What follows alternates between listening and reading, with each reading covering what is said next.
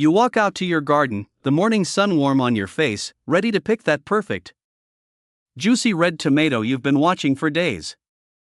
You reach for it, turn it over, and there it is, that ugly, brown, leathery patch on the bottom.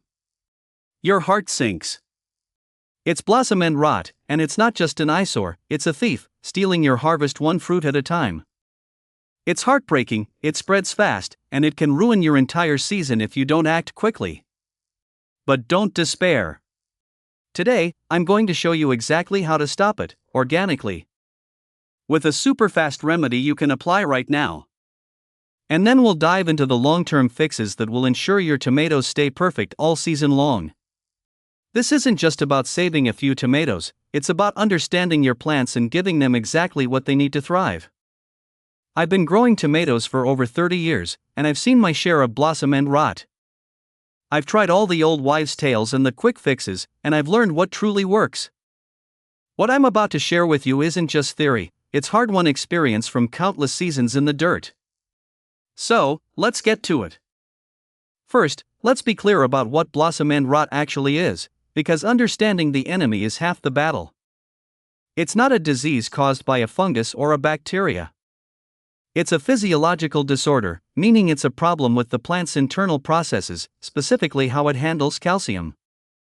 That dark, sunken spot you see on the bottom of your tomato, right where the blossom used to be, is tissue that died due to a localized calcium deficiency.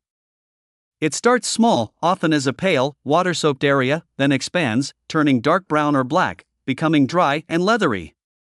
While tomatoes are the most common victims, you'll also see it on peppers, squash, and even melons. Now, here's the crucial part, and this is where most gardeners get it wrong. Blossom end rot is almost never caused by a lack of calcium in your soil. Think about that for a second. Your soil likely has plenty of calcium. The real problem is the plant's inability to transport that calcium to the rapidly developing fruit. Calcium is a relatively immobile nutrient within the plant, and it travels primarily with water. So, if your plant isn't getting a consistent supply of water, or if something is interfering with its water uptake, that calcium isn't going to make it to the growing tips of your fruit where it's needed most. This is a critical distinction, and it's why simply adding more calcium to your soil often does absolutely nothing.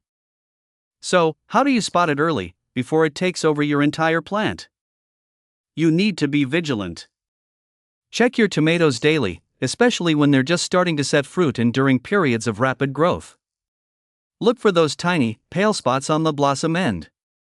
Don't wait for the big, black, leathery patches. Once you see that initial discoloration, that fruit is compromised.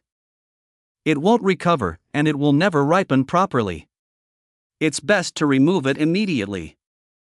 This tells the plant to put its energy into healthy new growth and fruit production, rather than trying to salvage a lost cause. Larger fruited varieties, like Roma, beefsteak, and other paste tomatoes, are often the first to show symptoms because they have a higher calcium demand during their rapid growth phase. Now, for that super fast, organic remedy you can apply today. This is a temporary fix, a lifeline for your struggling plants, but it works wonders in a pinch. You'll need Epsom salts, which is magnesium sulfate, and a spray bottle.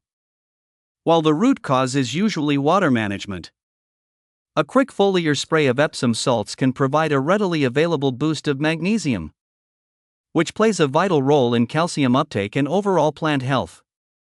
It's like giving your plant a quick energy drink. Here's the simple recipe. Take 1 tablespoon of Epsom salts and dissolve it thoroughly in 1 gallon of water. Mix it well until all the crystals are gone. Then, transfer this solution to a clean spray bottle. You want to apply this directly to the foliage of your tomato plants, making sure to coat both the tops and undersides of the leaves, and also spray the soil around the base of the plant. Do this in the early morning or late evening, when the sun is not intense, to prevent leaf scorch. The leaves will absorb the magnesium quickly, giving your plant that immediate boost it needs to better utilize the calcium that is already present in your soil. Repeat this treatment once a week for 2 to 3 weeks, and then back off to every other week or as needed. This will buy you time while you implement the more permanent solutions we're about to discuss. Remember, this Epsom salt spray is a fantastic short-term intervention. It's not a cure-all, but it can dramatically reduce the appearance of new blossom end rot on developing fruit. It's a trick many experienced growers use to quickly address nutrient imbalances that manifest as BER. Now, let's talk about the long-term, organic solutions that address the root cause of blossom end rot. These are the practices that will give you a consistently healthy, abundant harvest year after year. The number one culprit, as I mentioned, is inconsistent watering. Your tomato plants need a steady, even supply of moisture. They absolutely hate going from bone dry to soaking wet. This stress disrupts the flow of water and, consequently, calcium. So, how do you achieve consistent watering? Deep, infrequent watering is key. Instead of a light sprinkle every day, aim for 1 to 2 inches of water per week, delivered slowly and deeply. This encourages the roots to grow deeper into the soil, making them more resilient to dry spells. The exact amount will vary based on your soil type. Sandy soils drain faster and need more frequent watering than heavy clay soils. The best way to check is to stick your finger into the soil about 2 to 3 inches deep. If it feels dry, it's time to water. Better yet, invest in a simple rain gauge to track natural rainfall. Soaker hoses or drip irrigation systems are game changers for consistent watering. They deliver water directly to the root zone, minimizing evaporation and ensuring an even supply. For container plants, you'll need to water more frequently, sometimes daily in hot, dry weather, as containers dry out much faster than in-ground beds. Just be sure your containers have good drainage to prevent waterlogging, which can also stress roots. The second crucial long-term solution is mulching. This is an absolute non-negotiable in my garden. A 2 to 4 inch layer of organic mulch around your tomato plants does several incredible things. First, it acts like a blanket, retaining soil moisture and preventing rapid evaporation, which directly combats those inconsistent watering cycles.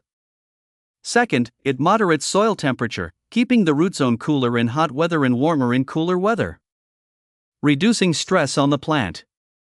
Third, as organic mulch breaks down, it slowly adds nutrients and improves soil structure. I love using straw, shredded leaves, or wood chips. Apply your mulch after the soil has warmed up in late spring or early summer. But don't pile it directly against the stems of your plants, leave a small gap to prevent rot. Next, let's consider soil health and calcium availability. While I said a lack of calcium in the soil isn't usually the primary issue, it's still worth ensuring your soil is balanced. The best way to know for sure is to get a soil test. Your local extension office can provide kits and analysis, telling you exactly what your soil needs. If your test does indicate a calcium deficiency, you can amend your soil organically. Bone meal is a good slow-release source of phosphorus and calcium, but it takes time to break down. Crushed eggshells are another option, but they break down very slowly, often taking months or even years to become available to plants, so they're not an immediate fix. Gypsum can also add calcium without significantly altering soil pH. The most holistic approach, though, is simply to regularly incorporate good quality compost into your garden beds. Compost improves soil structure, enhances water retention, and provides a broad spectrum of nutrients, making everything else work better. Also, remember that calcium uptake is optimal when your soil pH is between 6.0 and 6.8. A soil test will tell you if your pH needs adjusting. Let's talk about planting practices. When you transplant your tomato seedlings, handle them gently. Any damage to the roots can temporarily impair their ability to absorb water and nutrients, making them more susceptible to blossom end rot. Dig a hole large enough for the root ball, and plant them deeply, burying a portion of the stem to encourage more root growth. Proper spacing is also important. Give your plants enough room to grow and for air to circulate, usually 24 to 36 inches apart, depending on the variety. Overcrowding can lead to competition for water and nutrients, stressing the plants. And here's a common mistake that surprises many: overfertilizing, especially with high nitrogen fertilizers. while nitrogen promotes lush, green leafy growth. Too much of it can actually compete with calcium uptake and encourage the plant to put all its energy into foliage instead of fruit. This can exacerbate blossom end rot. Instead, use a balanced fertilizer, or one slightly higher in phosphorus and potassium once your plants start to flower and set fruit. Look for numbers like May 10, 10 or similar ratios, rather than high nitrogen formulas like 10-5-5. Another mistake I see often is planting too early in cold soil. Tomato plants are heat lovers. If you put them in the ground when the soil temperature is still below 60 degrees Fahrenheit or about 15 degrees Celsius, their roots become sluggish and can't absorb nutrients, including calcium, efficiently. This stress can trigger blossom end rot later on. Wait until all danger of frost has passed and the soil has truly warmed up. A simple soil thermometer can help you determine the right time. For those of you in USDA zones 5 to 9, this usually means late spring, typically May or early June, depending on your specific microclimate. In the Southern Hemisphere, for my friends in Australia or New Zealand, you'd be looking at your spring months, usually October or November. And of course, not mulching, as we discussed, is a huge missed opportunity. The rapid moisture fluctuations in unmulched beds are a primary trigger for BER. So, get that mulch down. Finally, don't panic and add too much calcium if you suspect a deficiency without a soil test. Too much of any nutrient can cause imbalances, locking up other essential elements and creating new problems. Always test first, then amend precisely. Now, let's talk about specific timing and how it relates to your region. Blossom end rot is most common during periods of rapid growth, especially when the first flush of fruit is setting, and during hot, dry spells. If you're in USDA zones 5 to 9, you'll typically plant your tomatoes in May or early June. BER often appears midsummer, in July or August, when temperatures are consistently high and plants are under maximum stress producing fruit. This is when your consistent watering and mulching practices become absolutely critical. For those of you using season extension techniques, like row covers or hoop houses, these can actually help regulate temperature and moisture early in the season, reducing the initial stress on young plants and potentially lessening the incidence of BER. Here's an insider technique that experienced growers sometimes use, especially with varieties known to be susceptible to blossom end rot, or if your plants are showing early signs of stress. It's called the sacrificial tomato. The very first few fruits that set on a tomato plant are often the most vulnerable to BER because the plant is still establishing its root system and adjusting to its environment. Sometimes, carefully removing these first 1 or 2 fruits, even if they don't show signs of rot, can encourage the plant to put more energy into developing a stronger root system and healthier foliage. This can lead to a more robust plant that produces a larger quantity of perfectly formed, rot-free fruit later in the season. It's not a hard and fast rule, but it's a strategy to consider if you've struggled with BER in the past, or if your plant is under unusual stress. So, to recap, blossom end rot is a frustrating problem, but it's almost always a symptom of inconsistent water delivery, not a lack of calcium in your soil. Your immediate, organic fix is that Epsom salt foliar spray to give your plants a quick boost. For the long term, focus on consistent, deep watering, and apply a generous layer of organic mulch. Ensure your soil is healthy with compost and consider a soil test if you suspect broader nutrient issues. Avoid over-fertilizing with nitrogen and plant your tomatoes when the soil is truly warm. If this video saved even one of your precious tomatoes from that ugly brown patch, please hit that like button. It truly helps our channel grow and allows us to share more valuable gardening tips with this amazing community. And if you haven't already, join our growing garden family by subscribing. We'd love to have you. Now, I want to hear from you. Tell me in the comments below, what's your biggest tomato challenge this season, and what USDA zone are you gardening in? Your experiences help all of us learn and grow together. Next week, we're tackling another common garden nemesis, those pesky hornworms.